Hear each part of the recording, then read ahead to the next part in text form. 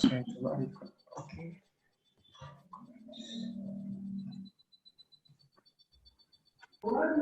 Wait aja. Iya.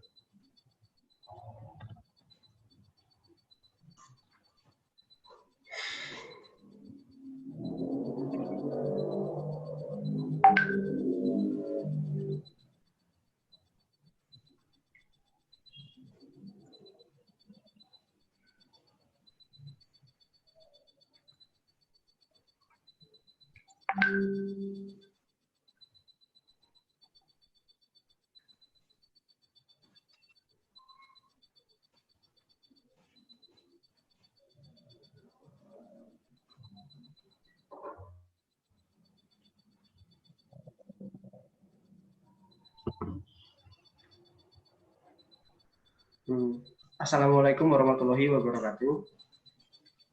Waalaikumsalam warahmatullahi wabarakatuh. Salam sejahtera untuk kita semua. Om Swastiastu, Namo Buddhaya, salam kebajikan.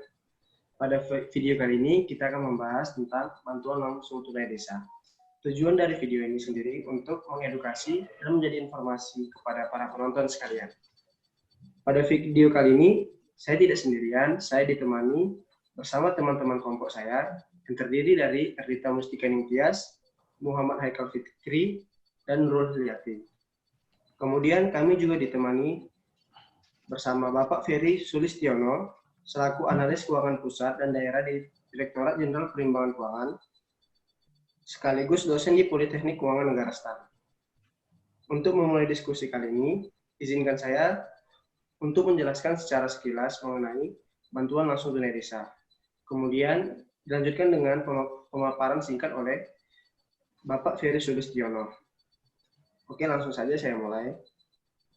Bantuan langsung tunai desa ini merupakan salah satu program dari penyelamatan ekonomi nasional di tengah pandemi COVID-19. Hal ini diatur dalam penjelasan pasal 2 ayat 1 huruf I 4 Peraturan Pemerintah Pengganti Undang-Undang Nomor 1 Tahun 2020 tentang kebijakan keuangan negara dan stabilitas sistem keuangan untuk penanganan pandemi coronavirus 2019. Dan atau dalam rangka menghadapi ancaman yang membahayakan perekonomian nasional dan atau stabilitas sistem keuangan. Dana desa dapat digunakan untuk bantuan langsung tunai kepada penduduk miskin di desa dan kegiatan penanganan pandemi corona. BLT Desa juga diatur dalam Peraturan Menteri Keuangan Nomor 40 PMK.07 2020 tentang perubahan atas Peraturan Menteri Keuangan Nomor 205 PMK 07 2019 tentang pengelolaan dana desa pasal 24 bagian C poin 3, yaitu penetapan penerimaan manfaat bantuan langsung tunai desa. Dan kemudian sebagai tindak lanjut dari Surat Edaran Menteri Desa, Pembangunan Daerah Tertinggal dan Transmigrasi Nomor 8 Tahun 2020 tentang Desa Tanggap COVID-19 dan penanganan padat karya tunai desa. Dana desa diarahkan dan digunakan untuk pencegahan penanganan dampak virus corona dan kegiatan padat karya tunai desa. Demikian pemaparan dari saya, dan kesempatan berikutnya saya berikan kepada Bapak Ferry Sulistiono untuk menjelaskan mengenai bantuan langsung tunai desa. Kepada Bapak, waktu dan tempat dipersilakan. Baik, terima kasih atas waktu yang diberikan. Assalamualaikum warahmatullahi wabarakatuh. Waalaikumsalam.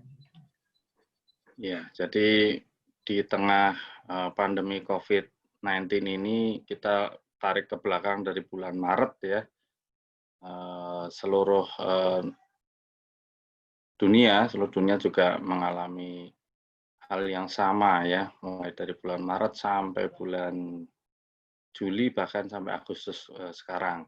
Utamanya di Indonesia juga ya, kasus COVID-19 ini meningkat signifikan ya. Di total kasus kematiannya itu juga luar biasa. Dan sampai dengan bulan Juli kemarin ya setelah dibukanya PSBB di Jakarta dan di beberapa wilayah ini malah justru meningkat, ya. Ini justru concern yang sangat memprihatinkan kita semua, ya. Dan dampak COVID-19 ini, ya, utama secara demografi berdampak di beberapa sektor. Antara lain perdagangan besar necer, ya, kemudian transportasi jelas di lockdown karena tidak ada yang berbagian, ya. Kemudian terjadi penurunan pendapatan, ya. Terjadi penurunan pendapatan karena terdampak pandemi itu juga. Jadi rata-rata mereka karena dirumahkan, ya, kemudian ada juga yang masih bekerja namun terdapat shift gitu, ya. Nah, dari beberapa latar belakang ini, ya, ada beberapa tujuan, ya, tujuan pemerintah memberikan bantuan tunai langsung, antara lain untuk menanggulangi tujuannya untuk menjaga, ya, untuk menjaga kemampuan daya beli masyarakat, utamanya penduduk miskin di desa, ya. Kemudian sasarannya apa? Ya, otomatis masyarakat yang ada di desa yang berpenghasilan ya boleh dibilang di bawah garis kemiskinan, ya, atau boleh dibilang kedalaman kemiskinannya lebih tinggi. Pembagiannya basisnya by individu, gitu. Jadi itu adalah salah satu tools, ya. Di samping tools-tools yang lain masih banyak diluncurkan, ya, program-program pemerintah di beberapa sektor itu tidak hanya di dana desa saja. Kemudian mekanisme penyaluran maupun mekanisme ininya itu mengalami beberapa perubahan, ya. Jadi yang pertama memang dikeluarkannya PMK nomor 50, ya, 40 atau 50 nih, ada ya, kebalik saya. Ini diberikan sebesar 600.000 per bulan. Ya, kemudian ada tambahan lagi ternyata selama 3 bulan, dan 3 bulan ke depan ternyata masih diberikan sejumlah 300.000, ya. Ini semua dilakukan utamanya untuk meningkatkan daya beli masyarakat, ya. Jadi karena konsumsi masyarakat ini sangat berpengaruh terhadap tingkat pertumbuhan, ya. Kurang lebih sebesar 56%, ya, berpengaruh terhadap tingkat pertumbuhan nasional. Jadi harapannya dengan memberikan BLT ini konsumsi rumah tangga di masyarakat perdesaan, terutama dengan penghasilan yang kecil, ya, ini dapat meningkat, gitu, ya, sehingga pertumbuhan ekonomi di Indonesia bisa dijaga, ya, karena pertumbuhan ekonomi di beberapa negara ini mengalami penurunan, ya, bahkan ada yang minus ini, kan. Itu jadi sebabnya Indonesia melakukan beberapa terobosan, ya. Ini saya bilang terobosan karena memang sangat signifikan untuk memberikan bantuan tunai langsung ini, karena beberapa penelitian juga di Harvard maupun di UK, ya, ini memberikan hal yang positif dan signifikan untuk meningkatkan konsumsi rumah tangga. Saya kira itu aja dulu pembukaan yang nanti kita bahas lebih lanjut, lebih banyak diskusi, ya. Jadi kita akan sama-sama belajar, kita sama-sama menggali apa itu bantuan langsung tunai dari dana desa. Silakan, Mas Reza. Oke, baik. Tadi itu merupakan pemaparan singkat dari Bapak Ferry Sulistiono mengenai bantuan langsung tunai desa dan bagaimana efek dari bantuan langsung tunai desa itu dapat bermanfaat bagi masyarakat. Oke, kali ini kita langsung masuk saja kepada sesi forum group discussion. Mungkin saya terlebih dahulu, izinkan saya terlebih dahulu untuk menanyakan kepada Bapak Ferry Sulistiono untuk menjawab pertanyaan dari saya.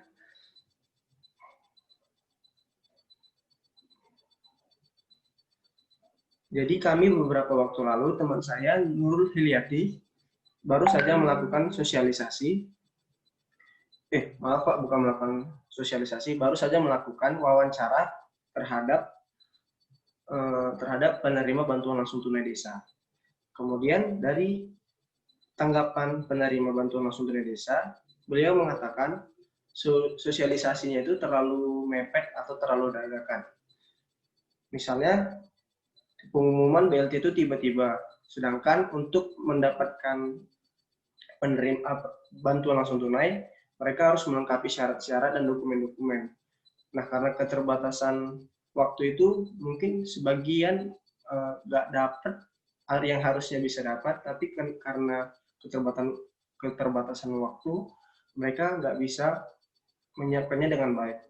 Mungkin pertanyaan dari saya, mungkinkah Pak, sebenarnya untuk mensosialisasikan itu pemerintah mengasih jangka waktu yang bagaimana sehingga seharusnya itu penerima bisa menerima sesuai bisa menerima bantuan langsung tunai. Mungkin itu saja Pak. Iya, memang ini programnya ini sangat ya seperti Bandung Bondowoso ya, sehari jadi. Dan saya ikut terlibat membuat PMK-nya ini. Jadi pembuatan PMK itu relatif 2 hari selesai, Mas. Dari yang biasanya paling sekitar 2 bulan, ya 3 bulan bahkan. Ini benar-benar kita disuruh lari cepat ya. Karena apa? Memang menurut manajemen strategi secara tradisional untuk pemerintah ini umumnya ini akan dilakukan evaluasi selama paling cepat itu semester, ya. Kemudian paling lama 1 tahun. Nah, sedangkan di Indonesia ini karena memang kondisinya sedang nggak hanya di Indonesia ya, di seluruh dunia mengalami pandemi COVID-19 ini langsung bergerak cepat ya, langsung dievaluasi, kemudian langsung diambil tindakan-tindakan dari bulan Maret ya, tanggal 20 kalau nggak salah, ini sudah dibentuk gugus tugas ya dengan Kepres. Kemudian setelah itu langsung bergerak cepat dari instruksi Presiden, coba diberikan beberapa alternatif ke semua sektor ya, ke semua sektor antara lain ya untuk dana desa, kemudian ada BLT-BLT yang lain, bansos-bansos yang lain dalam bentuk baik natura maupun inatura. Jadi mempublikasikan program ini pun kita by web juga ya, melalui media sosial, melalui sosialisasi ataupun workshop di seminar-seminar melalui jarak jauh ya, ini sudah dilakukan. Meskipun kurang optimal ya, karena di beberapa wilayah mungkin tidak menerima informasi secara utuh ya. Dari pihak Kementerian Keuangan pun secara nasional kita sudah melakukan, utamanya di Direktorat Jenderal Perimbangan Keuangan, ya dibagi beberapa segmen ya, karena waktu itu memang masih belum familiar dengan Zoom. Takutnya kalau langsung dipanelkan beberapa atau semua wilayah ya 500 sekian kabupaten kota itu akan terjadi stuck gitu ya. Jadi dibagi menjadi beberapa periode ya. Yang satu periode seminarnya itu menampilkan atau mengundang minimal 100 kabupaten kota. Di Kemendagri juga melakukan hal yang sama, di Kemendes juga melakukan hal yang sama. Kemudian di Direktorat Jenderal Perbendaraan ini juga melakukan sosialisasi tingkat wilayah ya. Jadi di wilayah Kanwil masing-masing ini diadakan sosialisasi. Yang pertama kali mengadakan kalau nggak salah Kanwil Jawa Tengah ya, yang kami tahu seketika PMK itu muncul ya, PMK mengenai BLT ini terbit atau ditetapkan, langsung diadakan sosialisasi seperti itu. Memang di lapangan banyak kendala ya, karena aturan PMK-nya ini kan ya kurang sempurna ya, makanya beberapa kali dilakukan revisi ya, antara lain untuk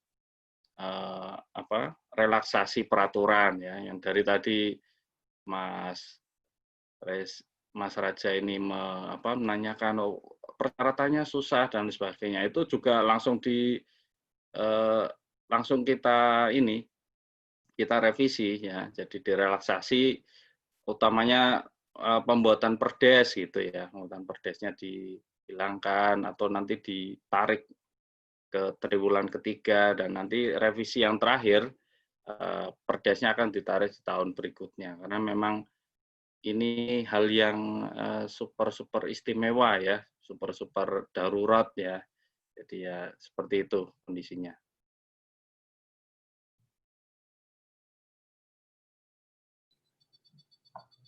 Oke, baik. Mungkin itu tadi tanggapan dari Bapak Ferry perihal keluhan warga yang merasa sosialisasi atas bantuan langsung tunai desa itu dia merasakan terlalu cepat sosialisasinya. Mungkin kepada teman-teman kelompok saya perkenankan Muhammad Aikal Fikri untuk bertanya kepada Bapak.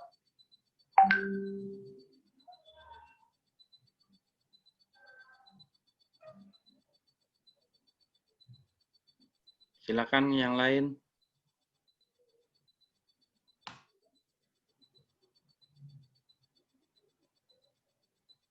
Atau mau menambah bahkan barangkali ada di daerah ya, ternyata sosialisasinya nggak sama sekali nggak terima gitu misalnya. Ya, di pusat kan. Ya Pak?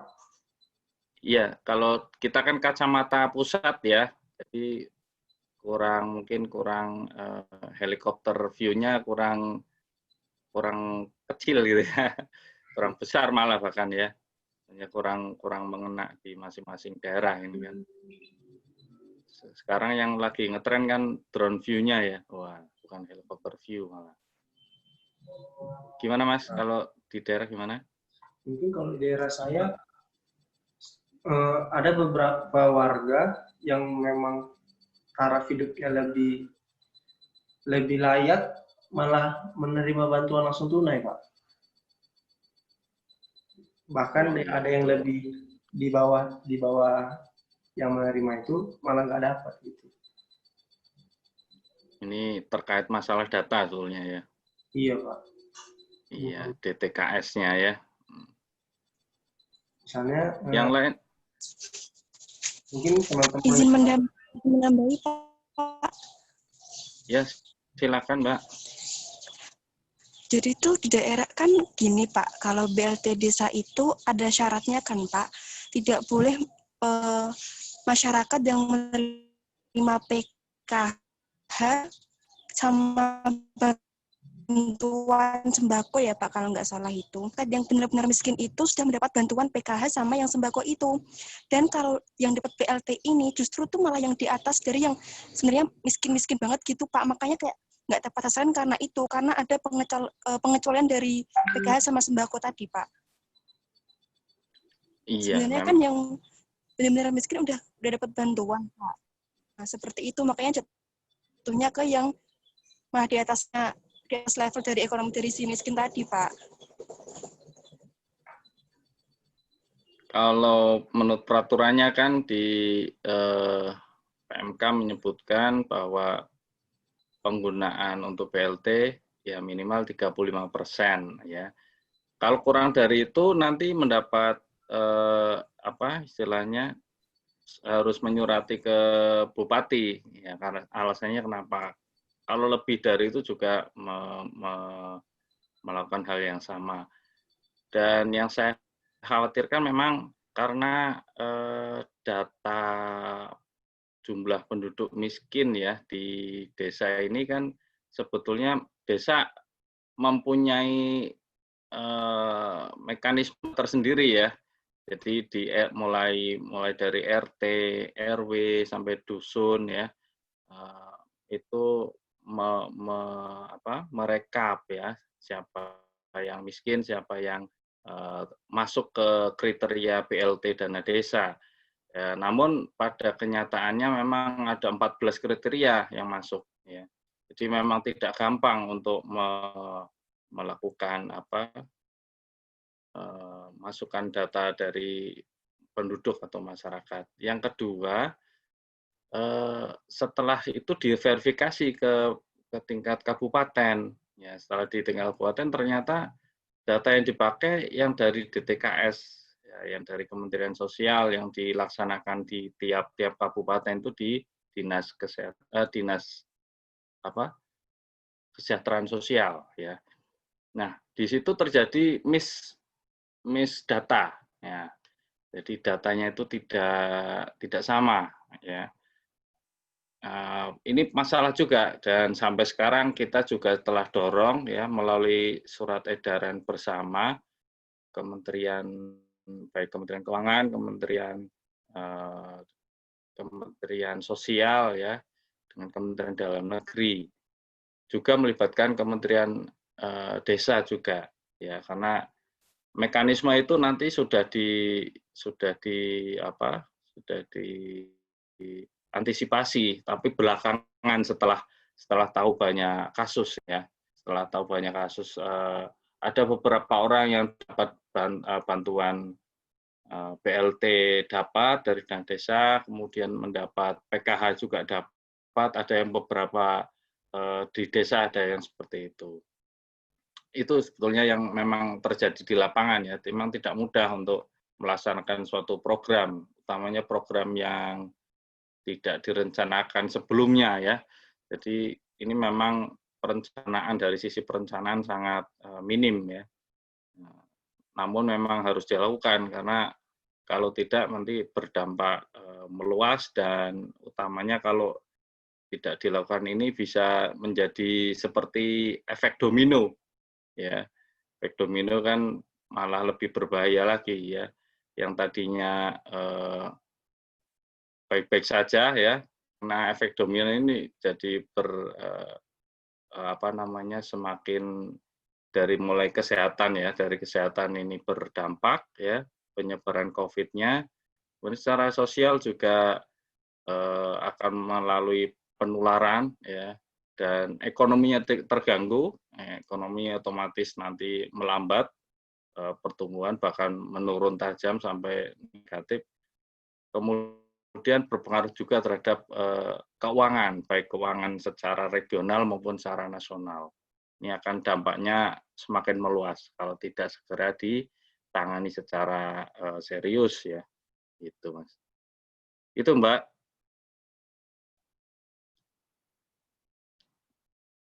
Tadi Mbak Nurul ya yang tanya ya.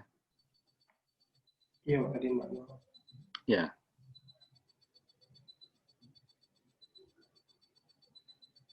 Oke, mungkin bisa langsung lanjut ke pertanyaan berikutnya. Silakan. Ya.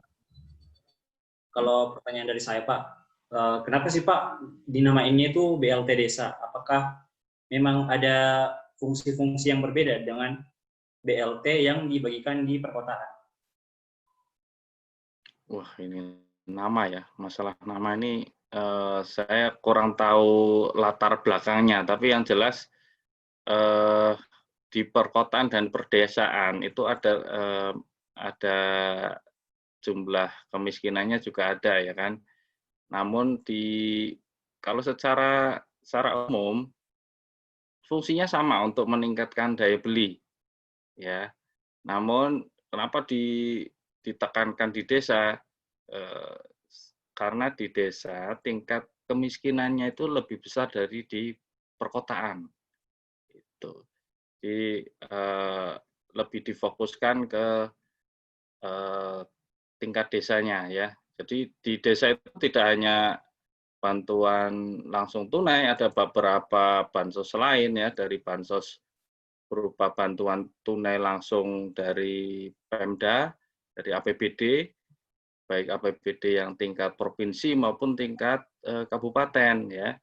Ada juga yang bersifat non in natura, ya. In natura ini bisa berbentuk sembako, ya. Itu. Jadi sebetulnya nggak hanya satu, ya, di mana di ini di tingkat apa tingkat kemiskinan ini, ya, yang di perkotaan dan pedesaan. Sampai dengan tahun 2018 menurut BPS ini tercatat beda jauh, ya, yang di perkotaan ini sekitar 10,15%, sedangkan di perdesaan ini 15,54%. Ini naik turun, ya, setiap tahunnya naik turun. Itu.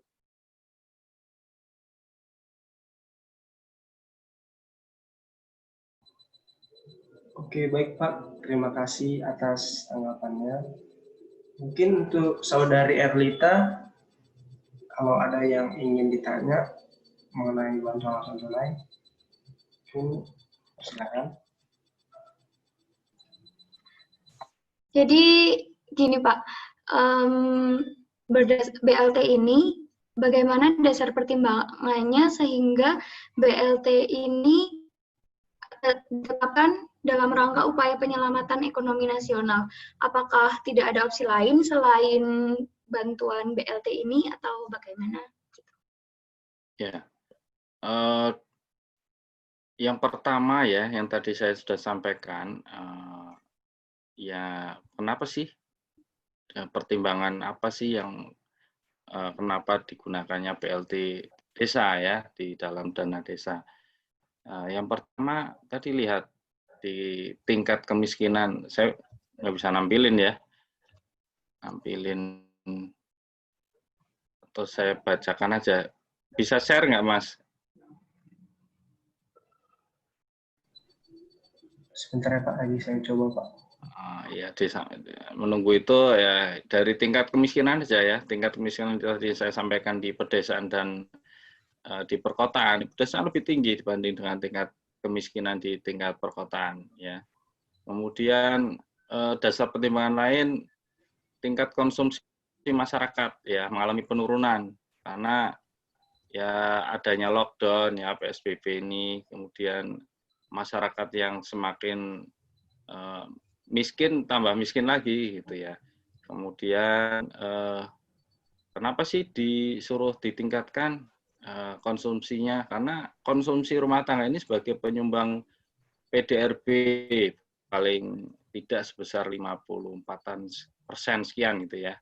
Sehingga pemerintah melakukan penyelamatan ini, penyelamatan ekonomi di beberapa bidang, ya, antara lain di BLT dana desa ini, ya. Secara umum sebetulnya pemerintah melakukan beberapa tindakan, beberapa program, ya, antara lain melalui stimulus fiskal, ya, atau dalam bentuk berupa bansos-bansos, gitu, ya, antara lain di BLT, kemudian peningkatan di beberapa kayak kartu kerja, gitu, ya. Kemudian yang kedua melalui perpajakan, ya, melalui perpajakan ini juga dilakukan percepatan restitusi, kemudian pembebasan PPh pasal 21 atau penundaan bahkan di PPN 22, ya. Kemudian peningkatan apa? Menyuntik beberapa peningkatan yang untuk konsumtif, ya, produktif maupun konsumtif ini diberikan bantuan ya. Utamanya UMKM nih. UMKM kan sangat banyak di Indonesia ya. Dengan UMKM yang berdikari, yang mandiri, yang tidak terdampak COVID, ini akan semakin membesarkan Indonesia ya, utamanya dalam posisi pandemi ini kan seluruh dunia melockdown. Seluruh dunia melockdown, otomatis kita tidak bisa menerima pasokan dari luar yang sebagai bahan baku. Ya, sedangkan UMKM ini mau ada lockdown, mau nggak ada lockdown, ya, ini harus tetap ditumbuhkan sebagai supply, ya, karena kalau supply-nya nggak ada, masyarakat bakalan mau makan pakai apa, bakalan mau mengkonsumsi apa, itu kan malah kebingungan gitu. Jadi kalau ditanya, emang nggak ada opsi lain Pak selain BLT? Banyak, opsi lain banyak. Antara lain tadi dari tingkat perpajakan dan peningkatan produktivitas ya. Saya memilih ke dana desa ini ya, topik dana desa ini sangat menarik karena dari tahun ke tahun kan, dari tahun 2015 sampai dengan sekarang mengalami peningkatan ya, dari sekarang sampai 72 triliun ya, kemudian mengalami penurunan karena pandemi ini jadi 70 triliun ya. 69 nggak salah. Nanti diralat ya kalau ada yang salah. Ini hal yang cukup signifikan ya menurut saya. Jadi langsung mengena di masyarakat level bawah, kemudian sudah ada kerangka anggarannya sudah ada, tinggal disuntik programnya gitu ya. Kalau menciptakan suatu struktur baru, menciptakan suatu mekanisme baru, ini akan semakin lama. Kalau dengan dana desa disuntik dengan BLT-nya, ya, jadi menggunakan dana desa sebagai 35% atau sekiannya digunakan untuk BLT, ini akan semakin cepat mekanisme dibanding dengan menciptakan struktur yang baru untuk diberikannya bantuan kepada masyarakat gitu.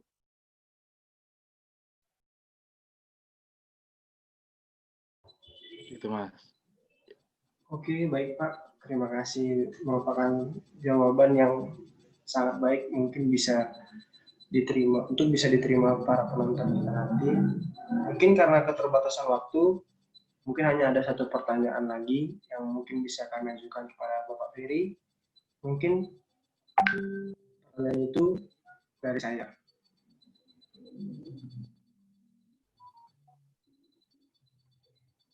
Saya ingin bertanya dari sisi anggaran, Pak. Mengingat UU nomor 2 tahun 2020 tentang tertuang pemerintah boleh melakukan defisit di atas 3%. Apakah dengan diizinkannya defisit lebih dari 3% tersebut, pemerintah masih mengalami kesulitan dalam menghimpun dana? Karena kan yang kita tahu, APBN kita ini ada yang dari rupiah murni, ada yang dari PHLN, begitu Pak? Ya, kalau mengingat undang-undang ya, berdasarkan Undang-Undang 2 tahun 2020, ini utamanya di pasal 2 ya, kalau nggak salah ya. Pasal 2 ayat 1, kalau melampaui 3% ya dari PDB, diperbolehkan ya, melampaui 3%. Kemudian prediksinya sih memang untuk pemulihan ini, untuk PN ini, pemulihan ekonomi nasional ini, ya sampai dengan tahun anggaran 2023. Ya, jadi sampai dengan tahun anggaran 2023 ini besarannya bisa lebih dari 3%. Ya. Namun nanti mengembalikan seperti semula ke 3% itu harus berangsur-angsur. Yang ditanya tadi adalah diizinkannya itu mengalami kesulitan ya dalam penghimpunan dana gitu ya. Iya. Ya jelas masa-masa resesi seperti sekarang ya banyak pabrik, banyak industri ya, utamanya industri yang mengeluarkan supply ya, ini mengalami berhenti bahkan berhenti total ya. Sedangkan mereka penyuplai pajak terbesar misalkan ya. Nah, dari beberapa pajak ini kan berdampak ke penerimaan kita. Ya, bahkan sampai sekarang kita juga menerbitkan beberapa obligasi ini untuk menarik dana-dana yang ada di masyarakat ya, utamanya masyarakat dalam negeri lah ya, yang cinta dalam negeri, uangnya jangan disimpan. Nah, kemudian kalau menurut kemarin ya dari Ibu Menteri ya, semester 1 2020 ini realisasi pendapatan negara ini lebih rendah ya, lebih rendah 9,8% ya, dibanding dengan periode yang sama dengan Juli di periode Juni ya berarti kan sampai dengan semester 1 di 2019. Namun ada yang unik nih kan, belanja di kita malah lebih besar ya. Belanja meningkat di 3,31. Seperti biasa kan belanja di pemerintah ini biasanya numpuk di akhir tahun ya. Namun ini mengalami peningkatan ya di semester 1 ini sebesar 3,31%. Sehingga kalau saya lihat defisitnya sih masih relatif lebih besar ya. Defisitnya ini masih di bawah 3% untuk semester sekarang, 1,57%. Jadi kekhawatiran yang masyarakat takutkan ini lebih dari 3%, kemudian nanti berarti hutang dan lain sebagainya ini sepertinya tidak sudah dijawab dengan adanya realisasi yang pada semester 1 pun masih di bawah 3 ya. Masih di bawah setengahnya lah, 1,5% ini. Memang dibandingkan dengan tahun yang lalu mengalami kenaikan ya. Tahun lalu ini sekitar 0,8% inflasinya. Tingkat defisitnya ya, defisit terhadap PDB-nya. Ya harapan kita sih semua bisa berlalu ya COVID-19 ini. Namun memang ada hal yang harus dipilih ya antara government expenditure atau consumption-nya ya untuk meningkatkan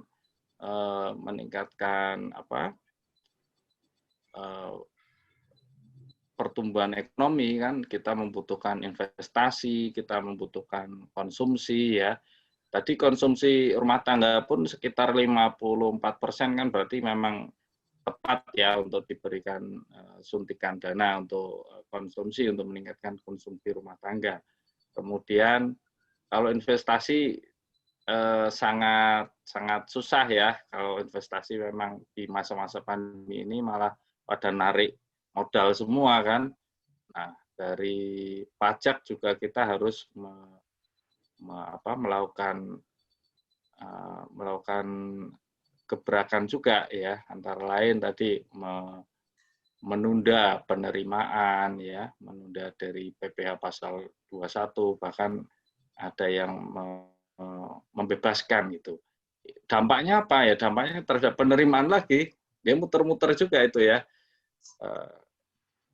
Tujuan dari mungkin di secara teori ada ya tujuan kalau kita mengalami resesi ya pemerintah harus mengeluarkan duit ya, mengeluarkan duit secara besar-besaran ya.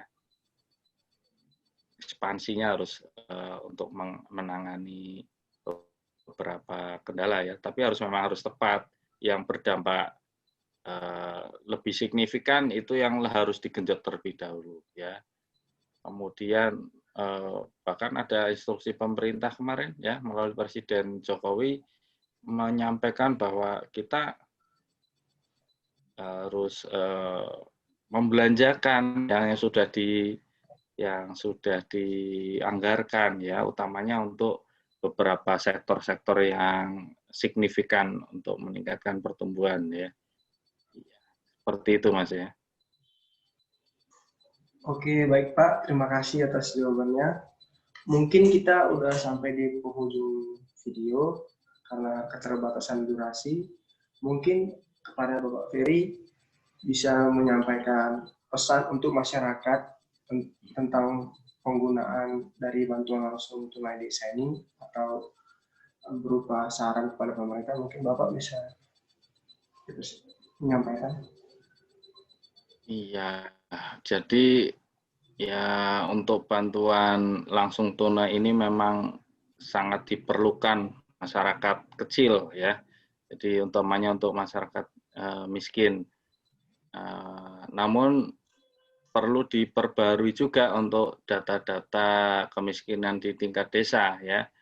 Jadi harapan saya mulai dari data yang bagus ya.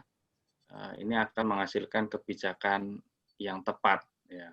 Jadi masyarakat juga diminta untuk melakukan pengawasan juga ya, kalau ada yang salah penggunaan atau penyalurannya diminta segera menyampaikan ke pemerintah, baik itu pemerintah desa maupun yang tingkat levelnya supradesa, kecamatan, kabupaten dan seterusnya.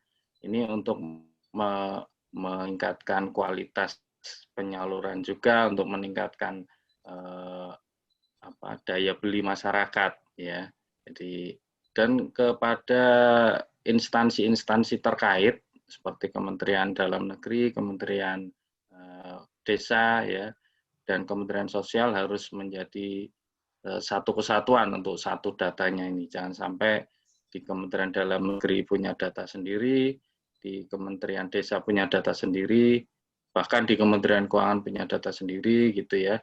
Jadi memang kita harus satu pemerintah ya, satu data itu. Seperti itu Mas. Semoga kedepannya kita menjadi lebih baik dan terhindar dari resesi yang berkepanjangan. Terima kasih. Terima kasih Pak.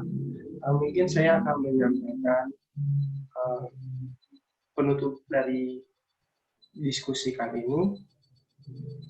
Tadi seperti pertanyaan pertama, mungkin ada masyarakat yang mengeluh mengenai sosialisasi yang terlalu dadakan. Mungkin karena COVID-19 ini merupakan hal yang tidak terduga, jadi mungkin peraturan atas penanganannya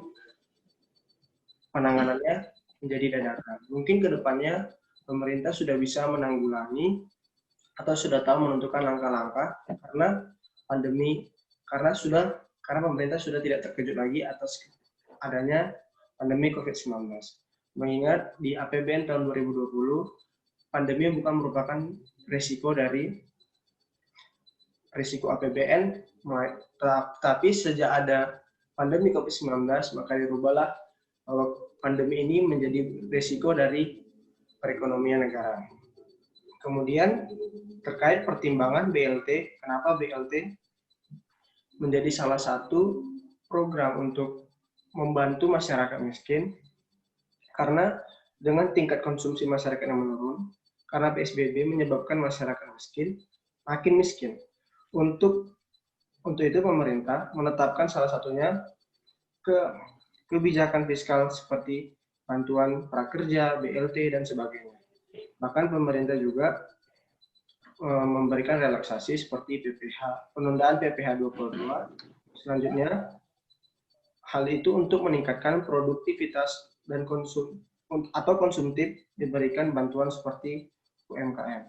Nah, mungkin bantuan langsung tunai desa ini mungkin salah satu cara, tetapi pemerintah masih memiliki cara-cara lain seperti yang ada di Perpu nomor 1 tahun 2020 dan Undang-Undang nomor 2 tahun 2020. Kemudian dari sisi anggaran, mengingat UU tahun 2020 memperbolehkan defisit 3%, pemerintah sendiri masih mengalami kesulitan dalam menghimpun dana karena di tengah-tengah pandemi ini mungkin penerimaan negara bisa menurun, tetapi meskipun sudah ditetapkan defisit boleh lebih dari 3% dari PDB, tapi realisasinya belanja belum sampai pada titik batas tersebut. Mungkin untuk masyarakat Indonesia terhadap penggunaan bantuan langsung tunai desa ini diharapkan lebih proaktif dalam melakukan pengawasan, kemudian lebih proaktif juga apabila yang merasa membutuhkan bantuan langsung tunai bisa mengajukan ke kepala desa atau RT RW yang ada di tempat tinggal mereka. Oke, sekian dari video kali ini. Saya ucapkan terima kasih kepada Pak Ferry. Ya, sama-sama Mas. Saya ucapkan terima kasih kepada teman-teman sekalian dan saya ucapkan terima kasih kepada penonton video ini. Demikian diskusi kali ini saya tutup dengan mengucap kalimat Assalamualaikum warahmatullahi wabarakatuh. Waalaikumsalam warahmatullahi wabarakatuh. Terima kasih banyak, Pak. Terima kasih, Pak. Sama-sama.